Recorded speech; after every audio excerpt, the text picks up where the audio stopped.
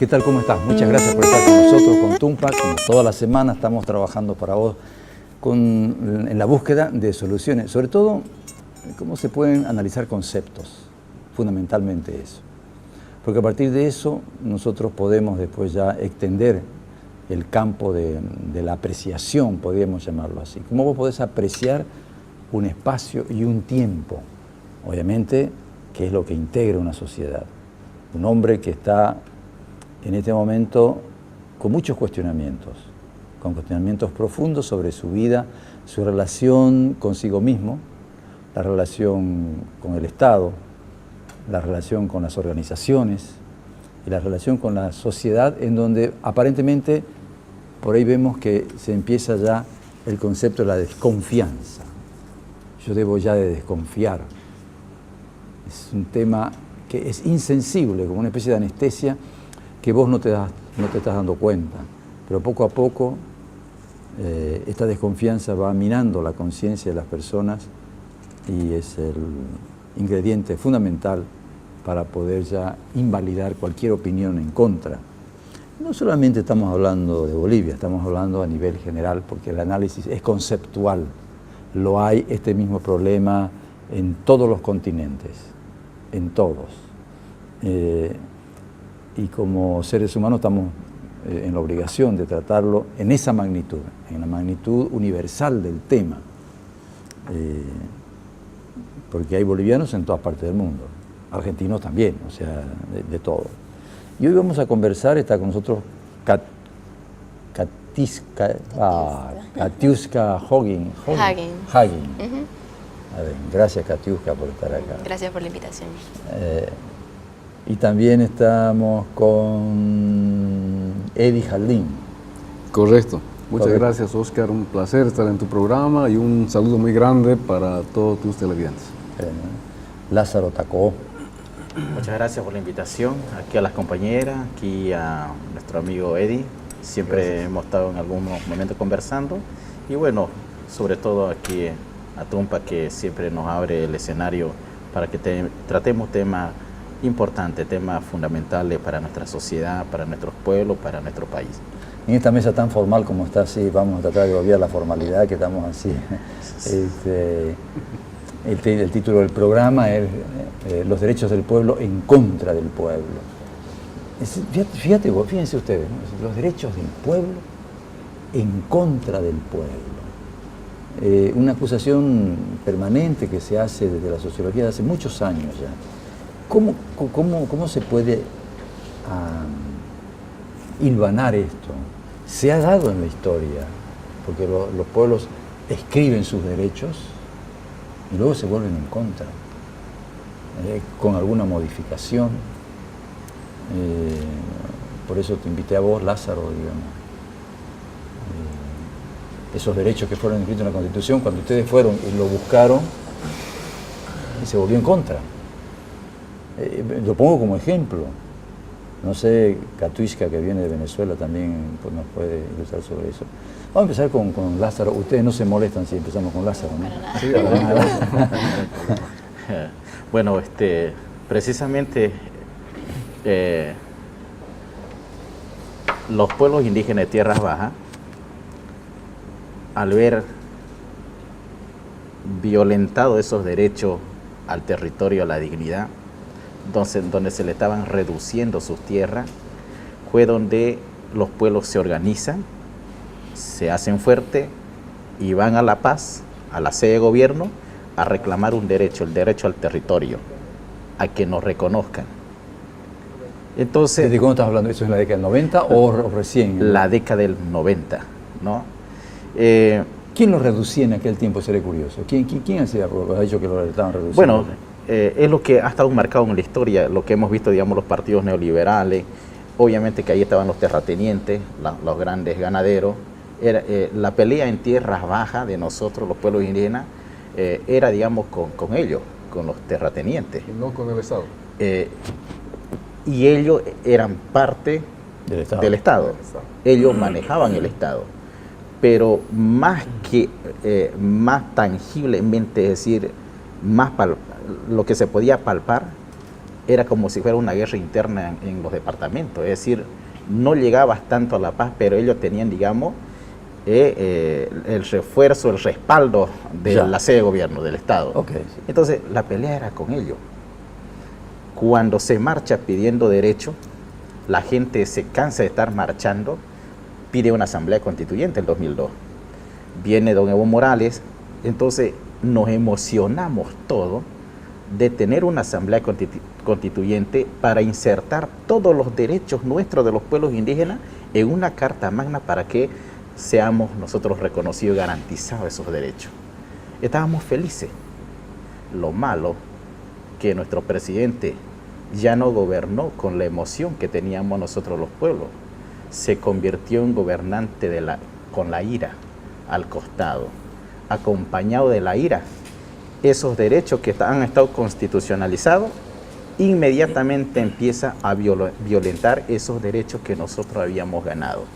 Un ejemplo muy claro, porque nosotros siempre se nos acusaba que los pueblos indígenas, ¿cómo es posible que se hayan metido con el MAS, con Evo, ustedes? No, todos nos refregaban.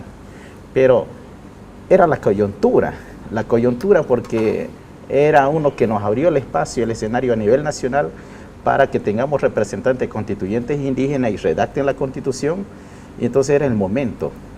Pero cuando vimos que el presidente, un discurso que dio en Sacaba, en Cochabamba, diciendo que vamos a hacer la carretera por el Tignis, un territorio, un parque, quieran o no quieran los indígenas, lo vamos a hacer.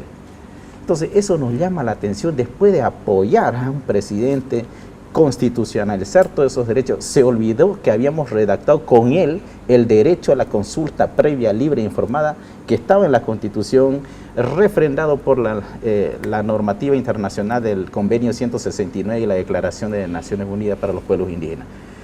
Nosotros, fue una sorpresa que él lance ese discurso que diga quieran o no quieran. ¿Y dónde estaba el derecho a la consulta? A partir de ahí, fue una violación de todos los derechos de los pueblos indígenas de Tierra Baja. Por primera vez, con ese derecho, ustedes son apaleados. Por eso el título del programa. Exacto. El derecho de esos pueblos en contra de ese pueblo. Esa es la expresión más bonita. Pero vamos a ver qué dice, que está callado Eddie Jardín. ¿Podés teorizar sobre eso, no? Sí, con todo gusto, querido Oscar.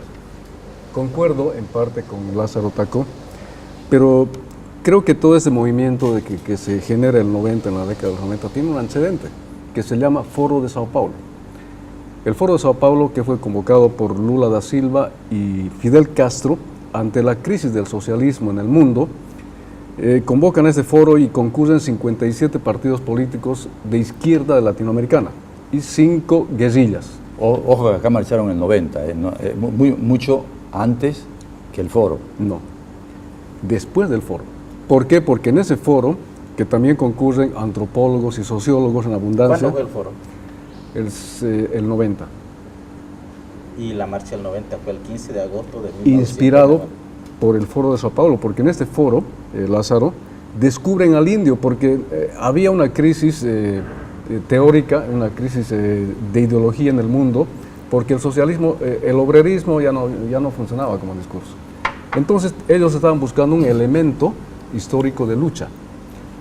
El obrero no había. Un sujeto de lucha. Sujeto histórico de lucha. El obrero ya no pegaba. El obrerismo, la plusvalía ya no corría. Entonces los sociólogos y antropólogos aportan de manera brillante, dicen, pero tenemos al indio. ¿Pero quién es el indio? Aleluya, descubren al indio en el Foro de Sao Paulo. De ahí que las ONGs, que había más de 300 en el oriente boliviano, en todas las comunidades, empiezan a estudiar al indio y descubren 500 años de opresión, que el Estado les oprime, que les quita sus tierras, su hábitat, etc. Inventan, teorizan, organizan foros, folletos, revistas, libros, y eso es lo que se llama hoy el indigenismo. Y este movimiento que moviliza a los pueblos de tierras bajas, en los hechos, ahí lo que tú dices, ¿no? ¿Cuáles son los derechos del pueblo? El pueblo contra el pueblo. Obviamente las naciones de tierras bajas, así adoctrinadas, descubiertas por el ONGismo, piden asamblea constituyente, empiezan a socavar las raíces y los postes del Estado feudal. Lo ha dicho Lázaro Tacó. A través de los feudales ellos estaban perdiendo su territorio, entonces empiezan a socavar. Y para ello piden asamblea constituyente. Pero yo quiero hacer una aclaración acá, Lázaro. Las tierras, los pueblos originarios del oriente, de tierras bajas, han pedido a partir de estos movimientos inclusión y reconocimiento por el Estado boliviano. Hay una diferencia sustancial con los pueblos andinos, que son quechuas y aymaras. Los aymaras y quechuas nunca han pedido reconocimiento estatal. Los aymaras hasta el día de hoy piden autodeterminación y, entre paréntesis, independencia, Estado propio. Entonces están más ubicados en el tiempo y en el espacio y en su ideología. ¿No es cierto? Lázaro, mira no, pero estamos hablando de esos temas. Lázaro, es verdad. Me alegro mucho que esté Lázaro acá porque es un líder visible de tierras bajas, ¿no es cierto? Yo es un líder, lo conozco a Lázaro, conozco su capacidad, pero también agradezco el tema porque estos temas hoy hay que debatirlos, porque hay mucha confusión sembrada y creada por el ONGismo, que se impuso como tarea llevar al indio al poder. Pero no estaban pensando en Evo Morales, probablemente estaban pensando en un personaje por ellos creado de tierras bajas, ¿no es cierto? La irrupción de Evo Morales en la política fue quizás circunstancial y muy afortunada. Y te diría, Oscar, que el masismo llegó al gobierno como un premio, como si hayan sacado la lotería sin comprar el billete, más o menos así, porque don Evo Morales marchó por Asamblea Constituyente, no marchó. ¿Pidió respeto a la tierra y al territorio? No. Todas las demandas por las cuales han ido marchando los pueblos de tierras bajas, Evo Morales estaba en el tema de la defensa de la coca, que es diferente, ¿no es cierto? Es decir, el gobierno actual y el masismo son hijos de la coca, ¿no es cierto? Que no tiene nada que ver con los pueblos. Por lo menos el MAS no tenía una ideología y una teoría política cuando entró al gobierno, como dice, se le endureció el corazón. Sí, y pero se tenía un desvió. instrumento político, y se llamaba así, instrumento político. El instrumento político Las por tierras la bajas soberanía de los pueblos. se colgaron de eso, y siempre ha sido una dificultad de los cruceños, generalmente, de colgarse de eso. Pero vamos a echar a Katiuska un poco, Katiuska, a ver, por dónde lo que nos digas sirve. No, yo lo que puedo hacer es como trasladar un poco la situación del proceso boliviano, aquí el tema del indígena, el pueblo indígena, así se ha construido, ¿no?, parte de este modelo, y entiendo que es una de las temáticas que desde que empezó Evo Morales en el poder hasta hoy en día en el ámbito político es sumamente difícil para quien viene de afuera tratar de entender un poco la realidad boliviana. Pero ¿no? como fenómeno el título aparece en todos los países. Pero exactamente, y se le da una imagen visible al indígena, pero ¿cuál es la imagen también, ¿no? ¿Cuál es el proyecto político del indígena? Pero en el caso de Venezuela, con este proyecto del socialismo, nosotros tenemos no al indígena como sujeto de representación política para el proyecto ideológico, pero sí a una parte de la población que durante mucho tiempo ha estado oprimida, por así decirlo, que hoy en día es un término tan usado en Latinoamérica, y que es la población pobre o de escasos recursos. Entonces, en el caso venezolano, en donde Chávez logró montar todo este proyecto, ha sido precisamente con esa población. Como decía anteriormente, buscan una parte de la población o una cara para sustentar el proyecto, porque ningún proyecto político se podría llevar a cabo si la coyuntura tampoco lo apoya, ¿no? Si la realidad social no está acorde a ese proyecto político. Y yo igual quisiera hacer un aporte ya más conceptual en base al tema que hoy se trata, que es quién es pueblo, ¿no? ¿Quién se denomina pueblo? Y cuando uno busca en diferentes medios de información, la referencia al pueblo es un conjunto de personas que habitan en un lugar determinado. Hay un territorio, una circunscripción, una idiosincrasia. Pero si llevamos esa definición del pueblo y de los derechos del pueblo, también habría que preguntarse cuáles son los deberes del pueblo.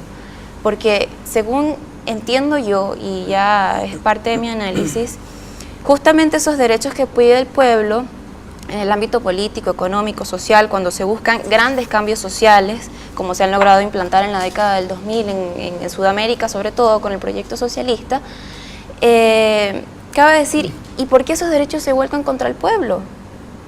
Porque quizás no conocemos nuestros deberes, y los deberes principales, ya no del pueblo, sino del ciudadano, que el ciudadano es un individuo activo, consciente y que está en constante vigilancia de lo que pasa en su sociedad, porque al final lo que resulte también le va a afectar.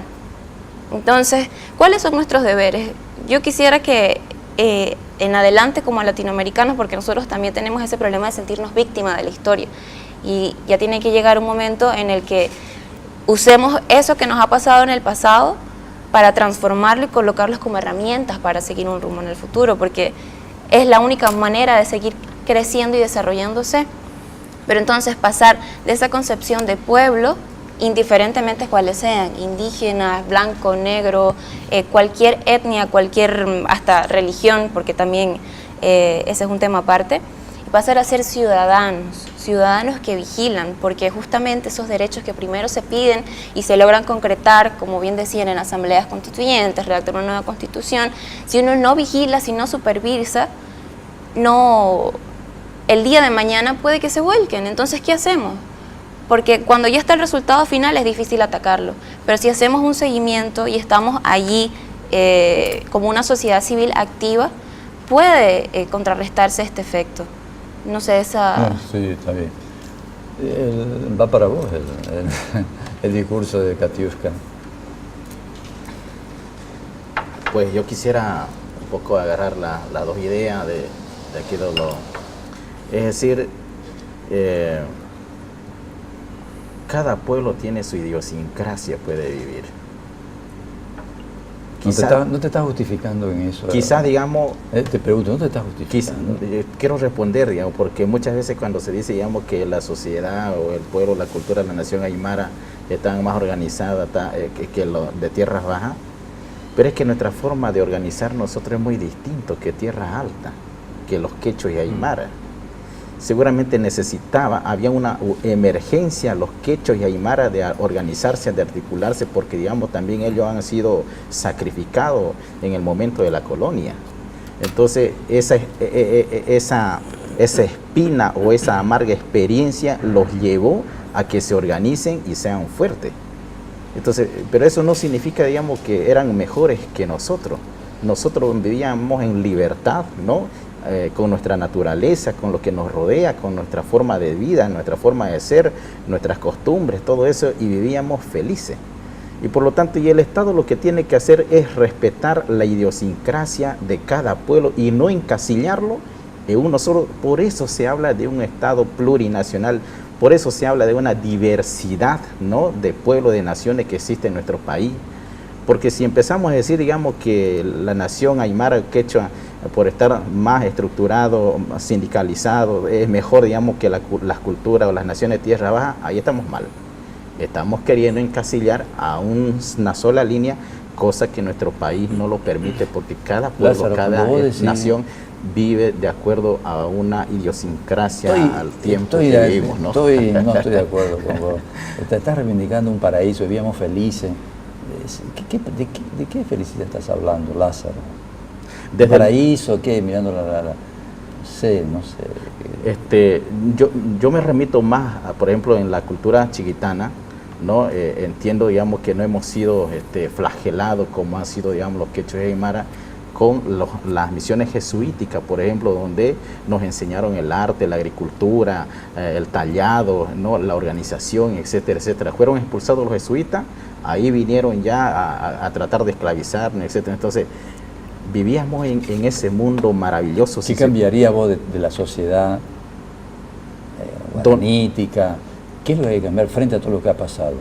Porque si no, lo mismo que da la impresión de que están diciendo, no, déjenos vivir en nuestro paraíso, solamente así tranqui, no pasa nada. Lo que pasa es que el gobernante, el que está arriba, es como el Papa, que tiene que conocer todas las regiones, que tiene que experimentar, ¿no?, todos los lugares. Vos estás ¿no? esperando que venga a verlo.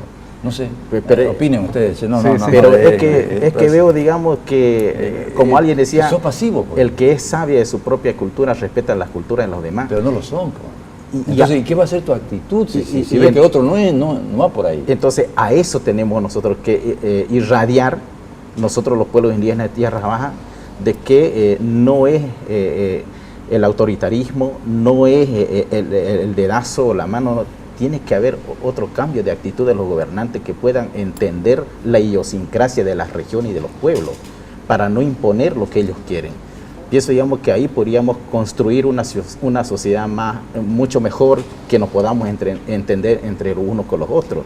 Entonces, nuestros gobernantes, por ejemplo, que está actualmente, peca de esa ignorancia de no conocer los pueblos de Tierras Bajas, de no conocer nuestras regiones, y es por eso que de allá quiere imponer muchas cosas, porque si hubiera conocido nuestras realidades, hubiera sido distinto, incluso hubiera mandado operadores propios de la región y no nos manden operadores de allá para imponer las cosas. Y si lo invertimos, y más bien porque los conocen bien, es porque han actuado así.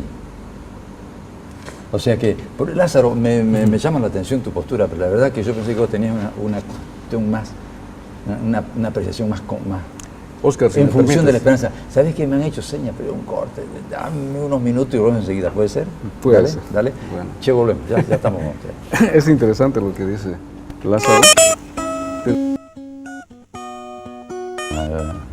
Hola, ¿qué tal? ¿Cómo estás? Estamos en el programa Tumpa en televisión. Estamos conversando con Lázaro Tacobó, que es dirigente indígena, Eddie Jaldín, que es sociólogo y abogado. Abogado. Creo que soy más sociólogo que abogado. Más sociólogo que abogado. Sí. Y Katiuska, una joven politóloga. Tenemos el gusto que esté con nosotros acá y, bueno, y vos la vas a observar y la vas a calificar además. Gente joven tiene que haber Claro. en el programa, porque con Sí. esta cara ya no. Che, oíme, Jaldín, vos querías decir algo antes. ¿Cómo ves la conducta de... Es interesante el modo de pensamiento de...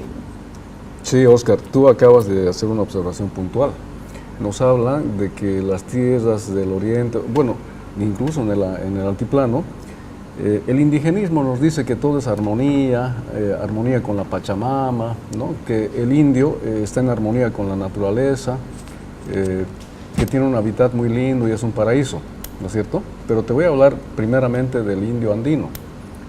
El indio andino dice, el indigenismo que maneja como programa el gobierno, dice que el indio tiene valores, tiene una espiritualidad, una cosmovisión, que está flotando en el cosmos en armonía, ¿no es cierto? Y que además nos lo presenta como un ser intachable e inmaculado, muy idealizado, ¿no es cierto?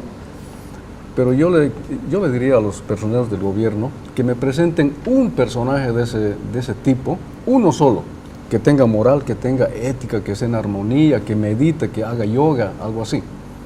Y yo te voy a decir cómo es el andino, el aymara y el quechua. Si le dan 50 hectáreas de tierra, ya sea en el oriente, donde sea, guardará relación su actividad con la Pachamama, con el medio ambiente. Tenemos nosotros pruebas de que se le da 50 hectáreas y chaquea todo, y quema todo. Siembra un poco y luego la vende, y va más allá, y más allá, y más allá, ¿no es cierto? Eso obedece a que los gobiernos y el Estado mismo no han hecho una lectura correcta de lo que son la filosofía del Ayllu, la comunidad andina, cómo funciona. El 52 trató de destruir al Ayllu, y cuando digo al Ayllu también me refiero a la Tenta, que es la comunidad de Tierras Bajas. Individualizó la tierra, destruyó la organización social, económica y política, y además dijo, en lugar de ser indios o aymaras, mejor que sean mestizos, que sean campesinos, ¿no es cierto? Empezó a categorizar y empezó a destruir toda una estructura. El resultado es que ese campesino ya campesinado no guarda armonía con la naturaleza, no cuida su medio ambiente. Es más, hoy los tenemos en las ciudades. Los sindicatos y las asociaciones gremiales en la práctica son ayllus. ¿Y cuál es su lógica? ¿Cuál es su objetivo? Su lógica es la organización, el acaparamiento, la rivalidad y la envidia. Y su objetivo, ganar dinero. Eso le crea grandes problemas al Estado y al gobierno. No sucede lo mismo con las naciones de tierras bajas, como hizo nuestro amigo Lázaro. Han tenido otra lógica, otra visión no mercantilista de la vida, porque yo por lo menos no conozco un empresario de tierras bajas, o sea, de las naciones, o un comerciante próspero, una persona que por lo menos tenga un negocio en la puerta de su casa. Si nos vamos a las comunidades ancestrales de tierras bajas y buscamos una tienda, un kiosco donde beber un vaso de agua, un refresco, ya le sale un colla, es el dueño de la tienda, ¿no es cierto? Entonces nosotros vemos que no han entrado a ese tema del acaparamiento, del mercantilismo y de la acumulación de riqueza. Por ahí Lázaro tiene razón en parte, en que no están buscando ese tipo de acaparamiento, pero no es lo mismo con las tierras altas, por ejemplo. Con total seguridad te digo, hay una apropiación y reapropiación de todo el territorio nacional por parte de aymaras y quechuas, incluso los territorios de los cuales Lázaro nos puede hablar. Han fundado sindicatos agrarios y pueblos, y todavía se fundan todos los días, con migrantes de Potosí y de Sucre fundamentalmente. ¿No es cierto? Entonces, hay una expansión de la cultura andina en territorio de tierras bajas. Ahora, podemos nosotros, lo que dice acá Katiuska, ¿cómo puede un Estado gobernar al pueblo? A ver, ¿quién es pueblo acá? ¿Qué tipo de pueblo tenemos? Acá no tenemos un solo pueblo, pero el Estado boliviano nació y se fundó como un Estado monista. Un solo idioma oficial, el castellano, una sola cultura, la cultura europea castellana, una sola religión, la religión católica, uno y uno todo. Las leyes una sola para todas, ¿no es cierto? Y bueno, hay una contradicción muy grande con las características de la nación boliviana. Si nosotros tomamos el concepto amplio de nación, vamos a ver que en Bolivia no hay una sola nación, más bien hay una multiplicidad de naciones. ¿Y eso de qué manera puede repercutir? El individuo está... Katiuska, vos ves que el individuo es como que si tuviera miedo en función de lo que ha venido pasando. Es decir, en la medida que los derechos del pueblo... Hay una definición amplia de pueblo que alguna vez la hemos manejado acá en el programa. Es la definición, el pueblo es todo aquel que no está en función de mando de gobierno, que no está decidiendo sobre los resortes de un gobierno. El pueblo es aquel que no tiene capacidad de decisión gubernamental. Entonces pasa a la condición de pueblo. Pero todas estas cosas te llevan a que poco a poco la individualidad está menguando y se torna hasta peligrosa. Porque, fíjate vos, sale en los medios de comunicación que estas marchas que han habido han sido, y lo dice el gobierno, totalmente controladas. Una cosa es que lo diga y otra cosa es que haya sucedido. ¿No? Es decir, pero cuando yo lo digo, el mensaje, ojo, te vuelven a convocar y yo sé si vos vas a estar ahí o no. Ese derecho se vuelve en contra, otra vez. Ahí está Katiuska.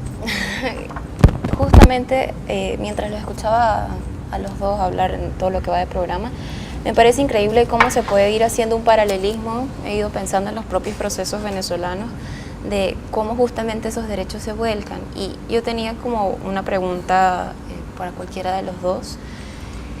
Los pueblos indígenas, y ya cayendo un poco con la conceptualización que había hecho al principio, pueblo, miembro de un territorio, ¿no? Aquí multiplicidad de naciones, evidentemente es así, y creo que una de las cosas que más ha fallado como nación, como Estado, es el entendimiento, ¿no? El proceso de diálogo, cuál ha sido la forma. Pero pueblo indígena, ciudadano indígena, no sé si para ustedes es una diferencia, pero yo soy mucho de los términos, ¿no? Entonces, conceptualmente hablando, hay una tangencial diferencia en hacer aquello. Entonces, como ciudadanos indígenas que constituyen una nación, ¿qué han hecho y qué hacen para mantenerse como tales, ¿no? Porque es muy amplio. Y ya llevando todo este mismo análisis al caso venezolano, a mí me sorprende cómo el socialismo del siglo XXI, puntualmente haciendo un análisis, se ha basado en una retórica de reivindicación de derechos a esa imagen, a ese pueblo, a esa parte de la población que ha estado subordinada a través del tiempo. Pero un pueblo obrero. Exacto, por eso. Proletario, ¿no es cierto? Exactamente, pero lo ha hecho con una retórica de amor, casi una metafísica de decir, ha llegado el momento de la prosperidad del pueblo, ya no más la dominación del imperio o de la derecha fuerte. Pero lo que yo digo que es el gran problema, y de cualquier ideología también, es que nos proponen una cara de amor, de conciliación, pero atacamos al otro con odio. Entonces, ¿qué estamos haciendo? Estamos montando un proyecto con la misma base de quien odiamos. Es como decir, nos estamos convirtiendo en el otro, pero con otra forma, pero el fondo es el mismo. En Venezuela se ha consolidado una polarización increíble de la población precisamente por eso. Gandhi y Mandela, sus proyectos políticos no los construyeron a través del odio, sino a través del entendimiento del otro. Y eso no quiere decir olvidar lo que ha pasado, sino trascender, como transmutar esa parte de la historia para poder conformar una nación. Porque la nación, un Estado, no es una parte, como usted bien decía, no es un Estado monista. En Venezuela no tenemos tan fuerte el tema indígena, pero sí la división de clases sociales. Entonces, ¿cómo podemos construir eso? Te voy a decir algo, estimada Katiuska. Lo que pasa es que aquí el concepto de Estado y el concepto de democracia viene como una imposición externa, ¿no es cierto? El idioma viene de España y nosotros como bolivianos somos españoles. ¿Y por qué hablamos español? Pues si no somos españoles.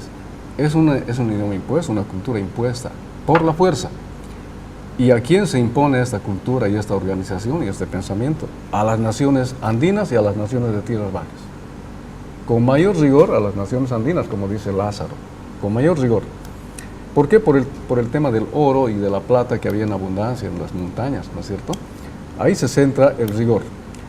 Cuando se funda Bolivia, hay una continuidad del Estado español que cambia solamente de nombre, ¿no? Estado boliviano. De ahí que las naciones, en lugar de liberarse, continúan oprimidas y atrapadas dentro de un Estado que se llama Bolivia.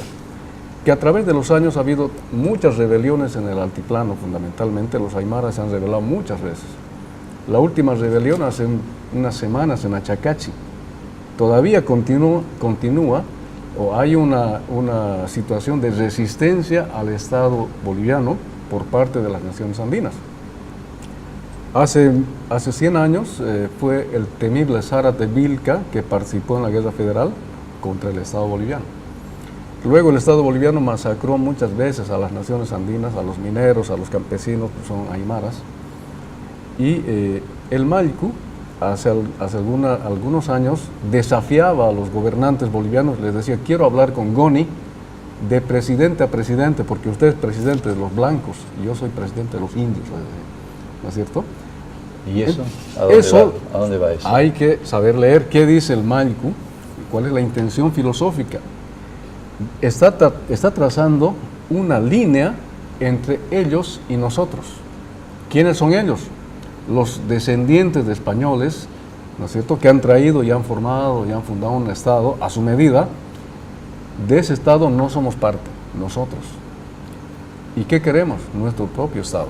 Queremos que no nos impongan ese paquete de leyes, ¿no?, que es todo el ordenamiento jurídico, que ellos no lo entienden. ¿Y cómo te traduzco y te aclaro, Oscar?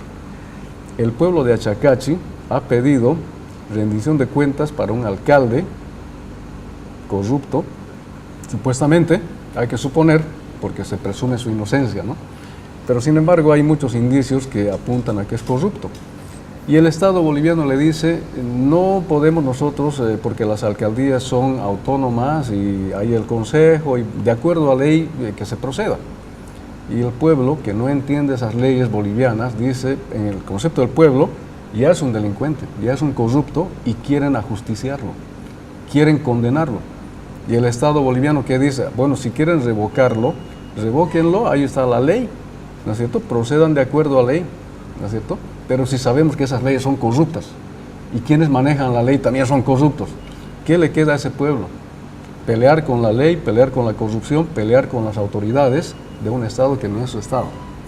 Si fuera en aplicación de sus propias normas, ese alcalde corrupto ya estuviera destituido y sancionado inmediatamente, porque la justicia indígena es inmediata, es más efectiva y bueno, tiene muchas ventajas sobre el sistema de justicia ordinario. Entonces ahí estamos, te estoy graficando que hay dos realidades diferentes. Un pueblo que no entiende al Estado ni entiende sus leyes y un Estado que sigue imponiendo. ¿Dónde están los derechos entonces? Lázaro, que está ahí observando. Sí, estoy queriendo entender de que precisamente cuando hablaba de ciudadanía, cuando hablaba del otro, precisamente yo estaba queriendo apuntar que un gobernante debería conocer las realidades de todo el país, claro, para evitar imponer un caudillismo que te lleve a todos al mismo lugar, y comienza de eso, del respeto al otro, del respeto a las culturas, del respeto a las regiones, a los departamentos, para poder por lo menos sincronizar y llevar adelante en armonía a un país. Pero ese respeto no cae por obra de Dios. Justo eso quería... ¿Cuáles son los métodos de lucha para eso, ya dadas las cosas? Justamente eso quería preguntar, porque cuando se ve una realidad así, en donde no se abarca gobernar para todos, ¿hasta qué punto es posible, en este caso, que son naciones, etnias así, y como tal, hasta qué punto es posible la coexistencia? ¿O cómo lograr la coexistencia dentro de una nación siendo tan diferentes? Porque aquí es muy tangible, yo les digo como extranjera, es muy tangible cómo son parte de los indígenas de tierras altas, de tierras bajas, cómo son los cruceños, cómo son los de Sucre, cómo son los de La Paz. O sea, es como todo está sectorizado, pero son una nación, son un Estado.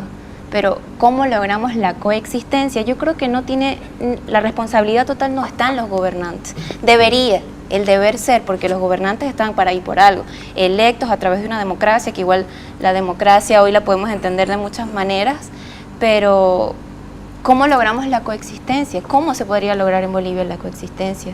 A mí en lo personal me parece muy complicado, pero ¿a través de qué medios tienen estas etnias, estas naciones para lograr, cuánto aportan para la coexistencia?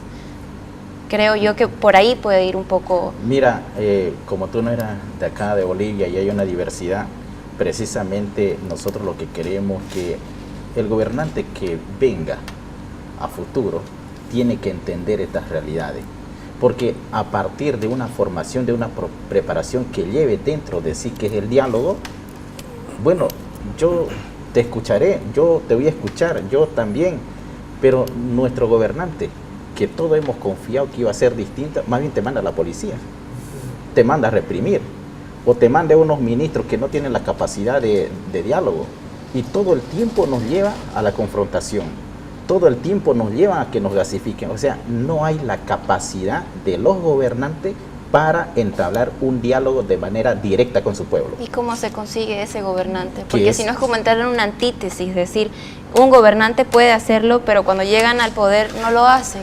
Entonces es como entrar en un círculo vicioso. ¿Qué tiene que cambiar? ¿El líder? Entonces, más que un gobernante. La cultura. La cultura, ¿cuál? Yo te podría decir algo, pero me gustaría que terminara, vamos a ir muy corto, me gustaría que terminara la pregunta de ella. Claro, las personas, por ejemplo, en nuestro país, para una solución, pensando ya hacia futuro, toda la sociedad boliviana que conocemos, que hemos tenido grandes amarguras con los partidos tradicionales y hemos querido un nuevo gobierno con los nuevos Morales, y había sido la misma cosa, que ese nombre izquierda-derecha, y había sido incluso tal vez para nosotros los pueblos indígenas, porque ni un partido neoliberal nos ha reprimido como lo ha hecho él. Entonces, ¿qué es lo que esperamos nosotros en una sociedad?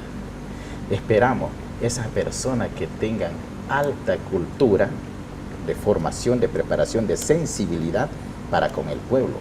Vuelvo a decir un ejemplo sencillo, sencillo. En mi comunidad o en mi pueblo, que yo vengo de la Chitanía San Miguel de Velasco, ¿saben Porque saben que hay ese regionalismo del Colle y el Camba. Pero es porque se han quedado ahí, pero cuando salen y van a La Paz, conviven con esa cultura o conviven con lo que he hecho en Cochabamba o en diferentes lugares, vuelven distintos. Ya no existe ese odio y viceversa. Por ejemplo, los andinos, de la misma forma, hay muchos que viven bastante años por nuestra región, tienen ya otra mentalidad. Tienen bien. Che, hoy me Entonces, parece interesante lo que está diciendo, por eso digo, una persona que conozca su país, que conozca las regiones, la que conozca a la gente, pasiva, es esperando. lo que debemos nosotros llevar adelante. No es de guerra, no es de guerra eso. 2 minutos estamos con ustedes.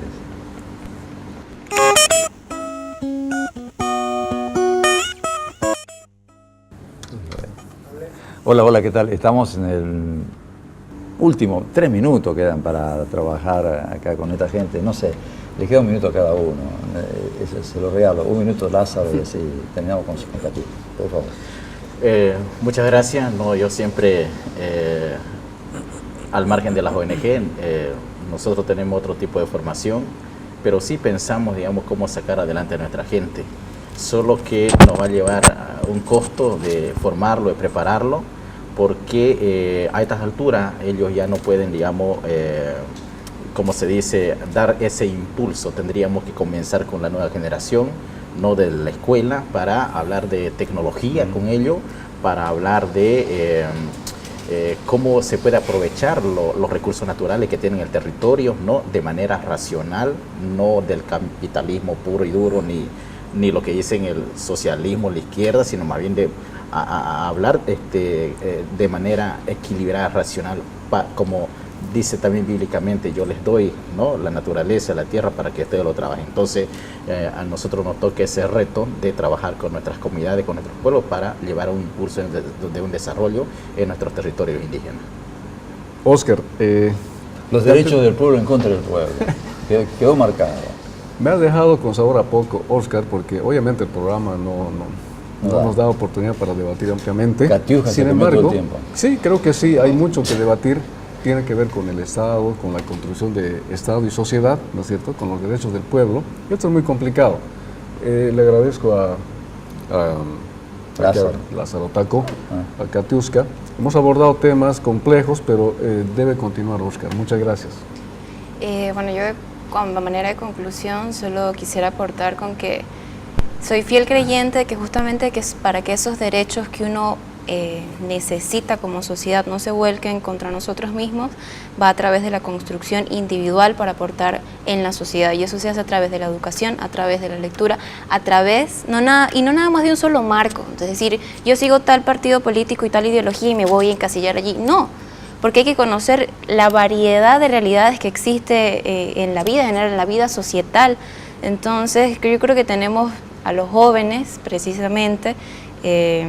Yo como tal también estoy totalmente comprometida, sobre todo por lo que pasó hoy en día en mi país, a ser un agente de cambio, no a ser pasivo, no a quedarse a esperar que aparezca el político o que aparezca la persona idónea, porque el mundo cambia y nosotros tenemos que ir cambiando con eso, y eso solamente se hace a través del insumo intelectual para llevarlo a la práctica. Entonces creo que una vez nosotros nos convirtamos en ciudadanos activos y supervisemos, no a la mala, sino como modo de deber, ya no de derecho, muchas cosas podrían cambiar en el futuro.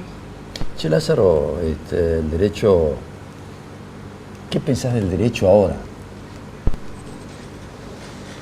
¿Qué pensás del derecho hoy, después de todo lo que pasó? Así, rapidito, dale, rajá. Pues el derecho,